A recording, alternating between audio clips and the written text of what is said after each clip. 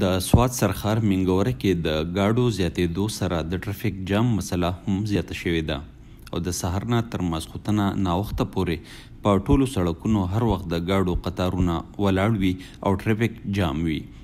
منګوره ښار چې د ملکنډ ډیویژن د 8 ضلعو مرکزي ښار دی او دلته د ډیویژن ټولې مرکزي دفترې، هسپتالونه او عدالتونه دي، ځکه د سوات، شانګلې، بونیر، ملکنډ، کوزدر، بردر، چترال او د باجوړ خلک هسپتال، های کورټ او د نور ډیویژنل دفترو ته د خپل کارونو د پاره راځي.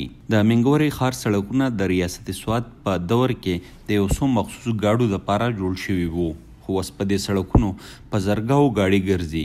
د ښار اوسیدونکي امتیاز خان وایي چې د ټرافیک جام مسلې له کبله خلکو ته ډېر زیات تکلیف دی. مین روډ چې دی نو په دې باندې په هر 10 منټه کې چې کم دی یو یا دوه امبولانس خامخا ځي، مریضانو ته ډېر زیات تکلیف دی.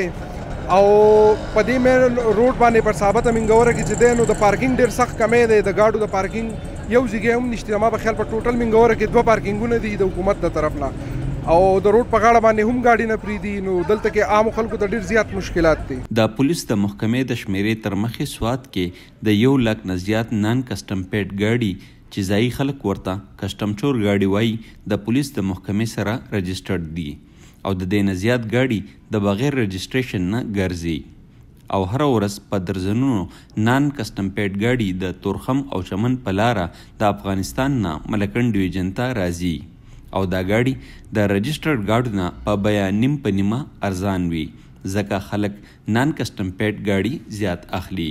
منګوره ښار کې د 10,000 نه زیاتې رکشې د رکشو د یونین سره رجسټرډ دي، او د دې نه زیاتې رکشې رجسټرډ نه دي، او اکثر رکشې کم عمر ماشومان چلی چې شناختی کارت او لایسنس ورسره هم نه وي.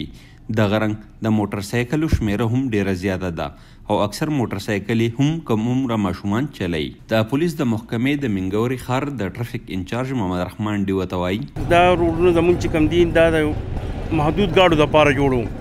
زمونږ د ټرافیک په حوالې سره دا چې اوس نن سبا کمرش په دې لغه باندې روان دی، د ټرافیک والا خپل کوشش کوي روډ جام کېدو ته نه پرېږدي، ګاډي پرې روا ده وایي. موږ د کمسنو خلاف کاروایي کوو، موږ د تور شو والا خلاف کاروایي کوو، د بغیر لایسنس والا خلاف کاروایي کوو، په نو پارکینګ کې موږ ګاډی نه پرېږدو.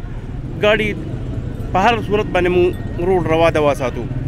رش انتهایي سیوا دی د دې دغه وجه ده. تېره ورځ د صوبایي حکومت یو چارواکي بیان ورکړی و چې حکومت په ملکنډ ډیویژن کې د نان کسټم پیډ ګاډو په کمو پیسو د رجسټر کولو دپاره مرکزي حکومت ته خط لیږلی دی.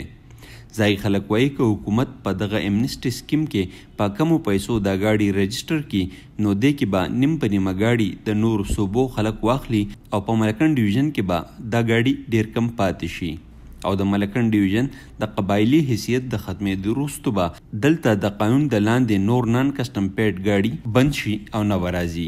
څو کاله مخکې هم حکومت په دې ګاډو دا رنګ امنسټي سکیم ورکړی و چې لکه بلی د نیمو نه زیات ګاډي د نورو صوبو خلکو اغیستي او رجسټرډ کړي وو او خپلو سیمو ته یې بوولي وو. فیاض ظفر، وایس اف امریکا، ډیوه، سوات.